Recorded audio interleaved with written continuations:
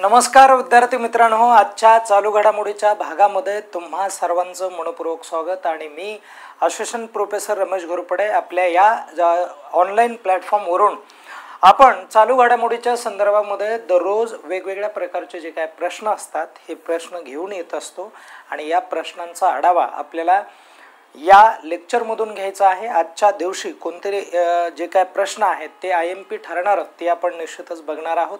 चला विद्यार्थी मित्रांनो, जर आपण इथे चेक केलं तर पहिला प्रश्न काय सांगतोय तो एकदा क्लिअर करूयात आपण। ठीक आहे, बघा इथे म्हटलंय की ICC under 19 men's world cup म्हणजे 19 वयोगटातील हा वर्ल्ड कप आहे आणि या वर्ल्ड कपचं जे काय आयोजन आहे हे आयोजन कोणत्या दोन देशाच्या संयुक्त विद्यमानाने होणार आहे? तर त्याचं करेक्ट उत्तर काय असणार आहे? एक झिम्बाब्वे असेल आणि दुसरं काय असणार आहे? नामिबिया अशा प्रकारचा हा देश असणार आहे मित्रांनो। आणि या दोन देशाच्या एकत्रीकरणातून हा जो वर्ल्ड कप आहे हा वर्ल्ड कप नावारूपाला येणार आहे आणि प्रामुख्याने याचं आयोजन कधी होणार आहे तर 15 जानेवारी ते 6 फेब्रुवारी 2026 ला म्हणजे पुढच्या वर्षी हा जो वर्ल्ड कप आहे हा वर्ल्ड कप सुरू होणार आहे आणि हा वर्ल्ड कप दोन देशाच्या माध्यमातून होतोय म्हणून हे पण तुम्ही लक्षात राहू द्या। आणि जो वर्ल्ड कप 19 वयोगटाच्या खालील असेल हे पण तुम्हाला लक्षात ठेवायचं आहे। म्हणून या दोन गोष्टी या ठिकाणी महत्त्वाच्या आहेत। पुढचा प्रश्न आपण बघूयात। अलीकडे बिहारचे 10व्यांदा मुख्यमंत्री म्हणून कोणी शपथ घेतली अशा प्रकारचा हा प्रश्न आहे आणि हा प्रश्न आपल्याला सॉल्व करायचा आहे। तर त्याचं करेक्ट उत्तर सर्वांना माहिती आहे की हे नितीश कुमार जे आहेत हे 10व्यांदा मुख्यमंत्री झालेले आहेत बिहारचे, म्हणून हे पण तुम्हाला लक्षात ठेवायचं आहे आणि त्याच्या रिलेटेड जी काय इन्फॉर्मेशन आहे ती आपल्याला माहिती पाहिजे। तर त्यामध्ये प्रामुख्याने कोणती माहिती आपण पाहूयात। आता हे जे नितीश कुमार आहेत यांच्याबद्दल आपल्याला सुरुवातीला माहिती करून घेणं हे खूप महत्त्वाचं आहे। मग नितीश कुमार यांच्याबद्दल कुठली माहिती महत्त्वाची ती एकदा आपण चेक करूया। ठीक आहे, तर आता लक्षात घ्या मित्रांनो, जर इथं आपण पाहिलं तर ते बिहारचे कितवे मुख्यमंत्री आहेत तर बिहारचे 22वे मुख्यमंत्री आहेत। हा प्रश्न आपल्याला महत्त्वाचा आहे। ओके, म्हणून हा पण लक्षात राहू द्या। आणि विधान परिषदेवरती जास्त काळ निवडून गेलेले ते सर्वाधिक काळ मुख्यमंत्री राहिलेले असे मुख्यमंत्री आहेत। म्हणजे थोडक्यात विधान परिषदेवरून सर्वात जास्त निवडून आले आणि ते मुख्यमंत्री दीर्घकाळ राहिलेले आहेत आणि यावेळेस ते विधानसभेच्या निवडणुकीमध्ये विजयी ठरलेले आहेत, हे पण लक्षात राहू द्या। आणि त्यांचा जो पक्ष आहे तो जनता दल हा पक्ष आहे आणि जो पक्ष हा 1994 ला अस्तित्वात आला होता। जॉर्ज फर्नांडिस जे होते 1994 ला, तर जॉर्ज फर्नांडिस यांच्या सोबत त्यांनी या पक्षाची स्थापना केली होती आणि हा पक्ष बिहारमध्ये म्हणजे सत्तेवर आलेला आहे।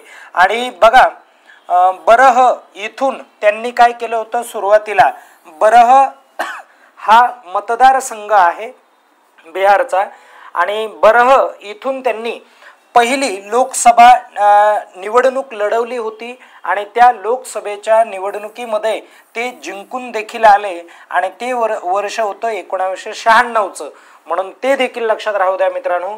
पुढे चला, केंद्रीय रेल्वे मंत्री म्हणून त्यांनी कारभार देशाचा पाहिला होता। त्याचबरोबर केंद्रीय कृषी मंत्री म्हणून त्यांनी कारभार पाहिलेला बघायला मिळेल आपल्याला। आणि त्याच नंतर इथे भूपृष्ठ वाहतूक मंत्री म्हणून देखील त्यांनी कारभार पाहिला होता, म्हणून या देखील गोष्टी महत्त्वाच्या आहेत।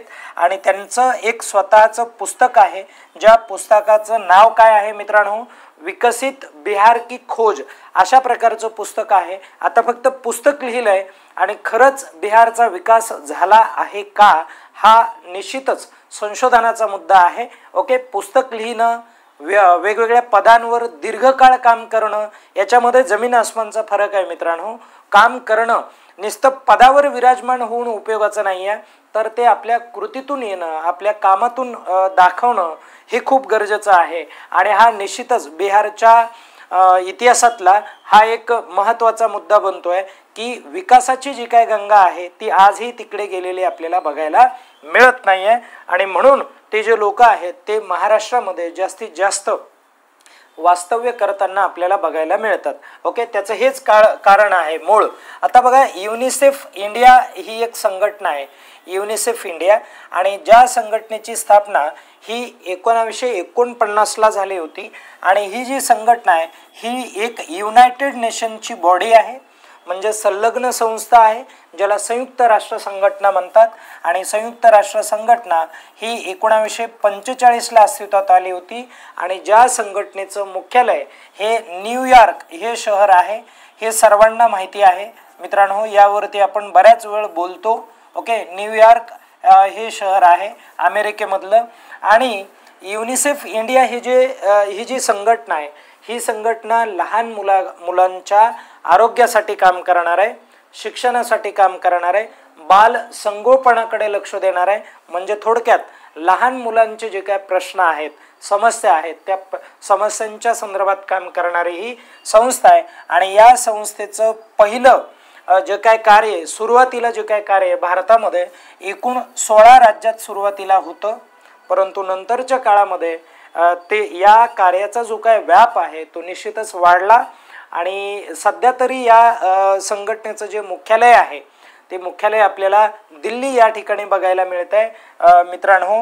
आणि या संघटनेमध्ये सहकार्य कशा पद्धतीने होतं, सरकारी लोक करतात आणि त्याचबरोबर गैर सरकारी संस्था, म्हणजे ज्याला तुम्ही NGO देखील म्हणू शकता, अशा प्रकारच्या संस्था मदत करतात. आणि आपला प्रश्न आहे, युनिसेफ इंडिया नवीन सेलिब्रिटी ॲडव्होकेट म्हणून कोणाची नियुक्ती झालेली. आता इथे काय म्हणलंय, सेलिब्रिटी ॲडव्होकेट म्हटलंय, म्हणजे त्यांना डायरेक्ट म्हणायचं आहे की बाबा की या युनिसेफ इंडिया ही जी संस्था आहे, या संस्थेचं ब्रँड ॲम्बॅसेडर म्हणून काम कोण करणार आहे. तर त्याचं करेक्ट उत्तर काय आहे, कृती सेनन असं नाव, सुरेश असं नाव आहे तिचं.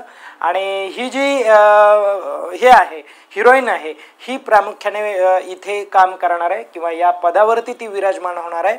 आणि दॅट इज साऊथ ॲक्ट्रेस, बरोबर आहे की नाही. आणि चला पुढे आपण जाऊयात. त्यानंतरचा प्रश्न बघा, अर्ध शहरी भागामध्ये दहशतवादी कारवाया रोखल्या पाहिजेत किंवा त्याला प्रतिबंध मिळाला पाहिजे, आणि त्यासाठी भारत आणि ब्रिटन असे 2 देश एकत्र आले आणि त्यांनी काय केलं तर एक संयुक्त सैन्य व्यायाम सुरू केलेला आपल्याला दिसून येतोय, किंवा संयुक्त एक लष्करी जे काय इथे सराव आहे तो केलेला आपल्याला दिसून येतोय. आणि त्याचं करेक्ट उत्तर काय तर अजय वॉरियर हे त्याचं उत्तर आहे. हा सराव आहे तो एक संयुक्त दल आहे, त्याला आपण द्विपक्षीय सैन्य अभ्यास आपण असं म्हणूयात. आणि या अभ्यासाची ही 8वी आवृत्ती मित्रांनो. आणि जो अभ्यास इथे आपल्याला 17 ते 30 नोव्हेंबर 2025 दरम्यान आयोजित केला जाणार आहे. ठीक आहे, आयोजन केलं जाणार आहे. आणि हे जे आयोजन आहे, हे आयोजन Mahajan field firing range Rajasthan या ठिकाणी केलं जाणार आहे. तुम्ही राजस्थान हे जरी लक्षात ठेवलं तरी बेटर आहे, महत्त्वाचं आहे. ही माहिती आपल्याला गरजेची असलेली बघायला मिळेल. त्यानंतर आपण पुढचा प्रश्न बघूयात. बघा, जागतिक शौचालय दिन, ज्याला आपण वर्ल्ड टॉयलेट डे असं आपण म्हणतो, आणि हा जो वर्ल्ड टॉयलेट डे आहे हा युनायटेड नेशनचाच दिवस किंवा याला मानांकन मिळालेलं आपल्याला बघायला मिळेल. कोणत्या दिवशी साजरा केला जातो तर त्याचं करेक्ट उत्तर काय असणार आहे तर 19 नोव्हेंबर या दिवशी साजरा केला जातो. आणि विद्यार्थी मित्रांनो, 2013 पासून आपण हा दिवस काय करतो साजरा करतो. आणि या दिवशी म्हणजे 2025 या वर्षी या दिवसाची थीम काय असेल तर त्याची थीम आहे sanitation in a changing world आहे. Sanitation in a changing world आहे, म्हणून हे पण लक्षात राहू द्या. आपण पुढे जाऊयात. उत्तर प्रदेशमधील बुगले नावाचे एक वाद्य आहे, किंवा वाद्य म्हणण्यापेक्षा ठीक आहे त्याला म्युझिकल इन्स्ट्रुमेंट आपण या ठिकाणी अर्थ घेऊयात. आणि हे जे म्युझिकल इन्स्ट्रुमेंट आहे, या म्युझिकल इन्स्ट्रुमेंटला GI हा टॅग जो आहे हा टॅग दिलेला आहे. आणि हे जे काय वाद्य आहे ते प्रामुख्याने कोणत्या शहरामध्ये सुरू झालेलं होतं किंवा कोणत्या शहरामध्ये त्याचा विकास झालेला बघायला मिळतो. 1885 नंतरच मित्रांनो हे जे वाद्य आहे हे वाद्य तेव्हापासून सुरू झालेलं आपल्याला बघायला मिळतं. मेरठ या ठिकाणी ब्रिटिशांची छावणी होती आणि त्या छावणीमध्ये एक म्हणजे तिथून उठावाला खास सुरुवात झालेली बघायला मिळते. त्या ठिकाणी कोणती व्यक्ती होती ती मला एकदा कमेंट करून सांगा तुम्ही. ठीक आहे, आपण पुढे जाऊयात. नंतरचा प्रश्न घ्या. 24वी आवृत्ती आहे कोणत्या खेळाची? आशियाई तिरंदाजी अजिंक्यपद स्पर्धा 2025 ही जी स्पर्धा आहे ही स्पर्धा कुठे आयोजित केली जाणार आहे? तर त्याचं करेक्ट उत्तर काय आहे? तर ढाका बांगलादेश या ठिकाणी आयोजित केली जाणार आहे. लक्षात राहू द्या, हाही एक या ठिकाणी महत्त्वाचा मुद्दा बनतो. आणि या स्पर्धेमध्ये आशियाई तिरंदाजी अजिंक्य स्पर्धा 2025 मध्ये आपण पहिल्या क्रमांकावरती मित्रांनो आपण सहभाग नोंदवलेला या ठिकाणी बघायला मिळणार आहे. त्यानंतर आपण पुढचा मुद्दा बघूयात.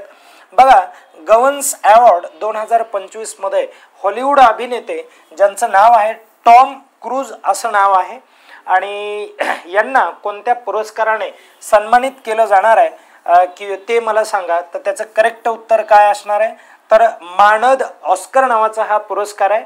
ओके, ऑनरेबल ऑस्कर असा तो पुरस्कार आहे. लक्षात राहू द्या.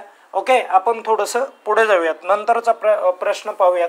बघा, पहिल्या ग्लोबल बिग कॅट्स कॉन्फरन्स ही जी कॉन्फरन्स आहे ही कॉन्फरन्स कुठे आयोजित केली जाणार आहे? तर त्याचं करेक्ट उत्तर काय आहे? नवी दिल्ली या ठिकाणी आयोजित केली जाणार आहे. आणि नवी दिल्लीमध्ये कुठे? तर त्या ठिकाणी भारत मंडपम या ठिकाणी. आणि विद्यार्थी मित्रांनो, इंटरनॅशनल बिग कॅट अलायन्स ही एक संस्था आहे ज्या संस्थेला तुम्ही IBCA असं म्हणता. आणि ही जी संस्था आहे ही संस्था प्रामुख्याने काय करणार आहे? या कॉन्फरन्सचं आयोजन करणार आहे. म्हणून हे देखील तुम्हाला लक्षात ठेवायचं आहे. ठीक आहे, हाही एक महत्त्वाचा मुद्दा आहे. कोणती संस्था आयोजित करत आहे? ओके, आणि म्हणजे जे मांजरीच्या प्रजाती आहेत, ओके, त्या मांजरीच्या प्रजाती या ठिकाणी म्हणजे विचारात घेतल्या जाणार आहेत. त्यामध्ये वाघ असेल, चित्ता असेल, ओके, किंवा इतर त्या भागामध्ये त्या जातीमध्ये येणारे जे काय घटक आहेत, ओके, प्राणी आहेत, त्यांचा समावेश त्यांच्या संवर्धनासाठी प्रामुख्याने तसं केलं जात आहे. भारतीय नौदलामध्ये 24 नोव्हेंबरला खालीलपैकी कोणती युद्ध नौका दाखल होणार आहे ते सांगायचं आहे. आणि 24 नोव्हेंबर हा जो दिवस आहे या दिवशी हा प्रकार आपल्याला बघायला मिळेल. त्याचं करेक्ट उत्तर INS माहे असं असणार आहे. आणि बघा, INS म्हणजे काय नेमकं? तर ज्याला आपण anti submarine warfare shallow water craft असं आपण म्हणतो. प्रामुख्याने असा त्याचा फुल फॉर्म किंवा त्याचं जे काम आहे ते काम आपल्याला बघायला मिळतंय. या ठिकाणी आजचे हे जे प्रश्न आहेत हे प्रश्न इथे पूर्ण होतात, संपतात. आणि सर्वांनी आपल्या चॅनलला सबस्क्राईब करा, बेल आयकनला क्लिक करा.